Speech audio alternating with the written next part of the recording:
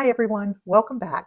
Today I'm rolling and expanding my bull put spreads to create a time buffer, avoid big losses, and give the market some time to move. When the market pulled back hard this week, all my spreads went deep in the money. To roll them out of the money and avoid locking in losses, I had to add funds to expand the trades. But instead of just adding cash I had on hand, I pulled $11,000 out of my IRA that I had been planning to move to my Roth account. Now, that money is making a pit stop in my taxable account to help repair these trades before I transfer it over. This might be a brilliant move, letting me use those funds to avoid some losses and even generate extra profits before moving them for tax-free growth to my Roth. Or I might be taking a tax hit and doubling down on a bad risk. Either way, I promised complete transparency, so I'm sharing the good, the bad, and the risky, everything I'm doing, whether it works out for me or not. And just a reminder, I tell my viewers and students all the time, you probably should not trade these spreads. But if you do, go in with your eyes wide open. This week has certainly been eye-opening for me. If you want to tell me I'm nuts, feel free to drop a comment, and let's get into it. Everything in this account is in the money, and I have some big repairs to make. Let's just take it position by position, and I'm going to prioritize rolling things out of the money, or at least reducing my upper strike prices. This is not going to be fun. Right, I'm going to start with IWM because these positions expire tomorrow. So I'm going to start with this $214 short put and the $206 long put. There is an $800 spread. I'm going to need to pay $763 to close these two positions. So I need to find a roll that will bring in more than $762 without increasing my capital requirements more than I'm comfortable with. I'm going to start by going out 20 days. Keeping my same two strikes would cost me $171, but my goal is to reduce the strikes. So I'm going to try dropping my upper strike from 214 to 210. And I'm going to see how much I need to reduce my lower strike in order to generate a net credit. If I reduce the lower strike from 206 to 195, I can generate a net credit between $27 and $48. Let's see if I can drop it just a little more.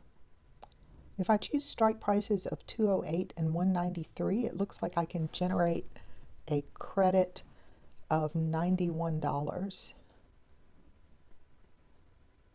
What if I reduce the spread a little bit? 208 and 195 would still bring in $30. Something about that seems too good to be true. I'm going to take a look at the option chain. So increasing from an $800 spread to an $1,800 spread will bring me a net credit and reduce my upper strike by $6 a share.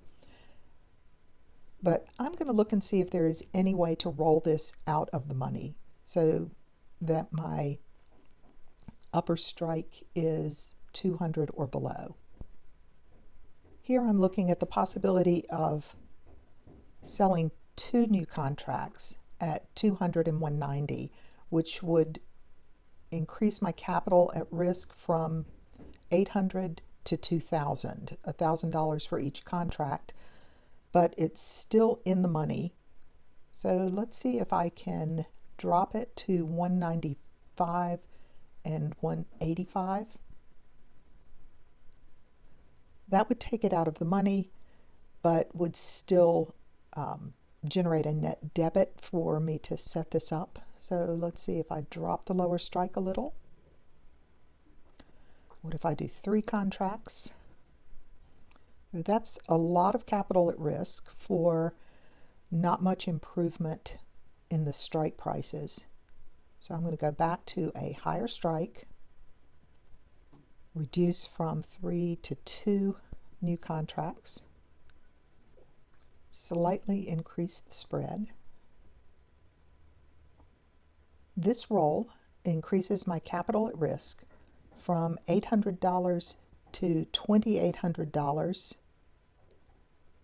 adds 20 days to the contract, takes both positions out of the money, and generates somewhere between $15 and $35. I don't like it, but I am going to keep some cash available to repair, so I'm going to go ahead and send it. It filled at 27.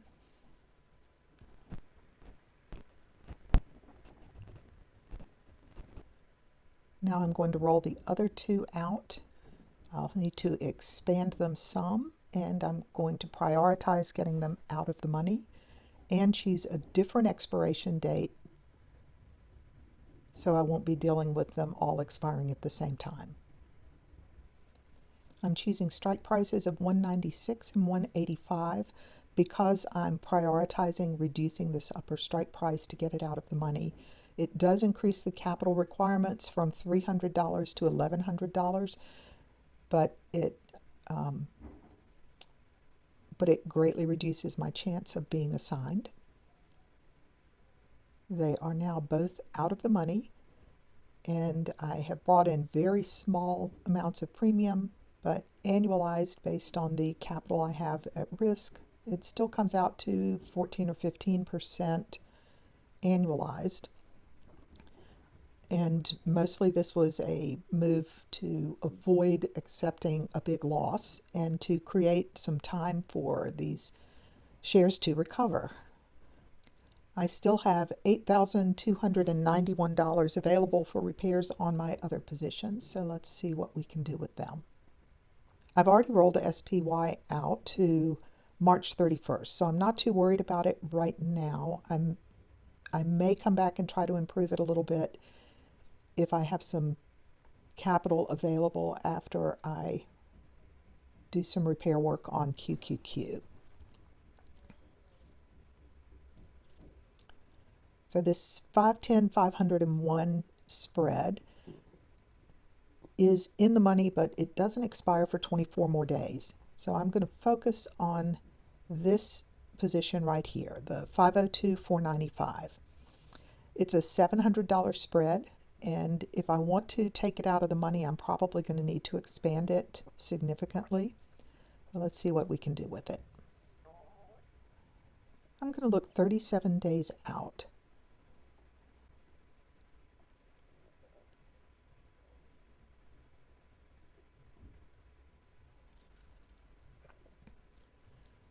Keeping my same strike prices would cost me between $360 and $183. So I'm going to try to reduce the strike prices and know that that means I'm going to need to increase the spread. If I roll my upper strike out of the money and buy a protective put $15 lower, it's still going to cost me $150. It looks like I might be able to sell 2 contracts and increase my capital at risk from $700 to $2,000 and still generate a net credit. So I brought in $50 for this new spread, less trading fees. So if I look at everything I've done today, I rolled a QQQ position out from March 13th to April 17th and generated $50 less trading fees. I rolled an IWM position out to April 11th and generated $17. And I rolled another IWM position out to March 31st and generated $27. Now when I look down at my account, everything is at least 20 days to expiration, which creates a little time buffer for me to see what the market's going to do. And I still have $7,000 in buying power that I can use to repair positions. So I'm just going to let everything sit right now. And over the next couple of weeks, if the market recovers, then it will be really easy to exit these positions and start fresh. And if the market continues to pull back, then I'll have $7,000 of available cash for more trade repairs. Either way, I am avoiding locking in losses. I have increased my capital at risk from my original $1,500 that I was using to build this very small account to $7,400 at risk. And I have an equal amount of buying power available for future repairs. But in order to avoid losses, I have had to significantly double down on these trades, and I really hope it has not been a mistake.